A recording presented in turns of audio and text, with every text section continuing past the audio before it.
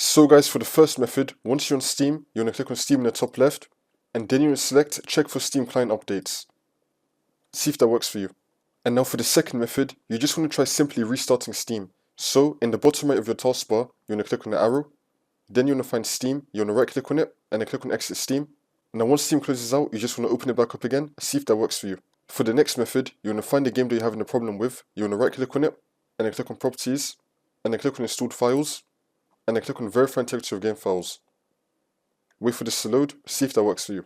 And now for the next method, you want to find the game you're having a problem with, you want to right click on it, and then click on properties, and then click on installed files, and then click on browse. And then once you're in this, you just want to find your game.exe. So it's going to be saying your game name with the game logo on it, and then it should be saying .exe. It might not say .exe though, but it might say that as well. So now once you find that, you want to right click on it, and then click on properties, and then click on compatibility.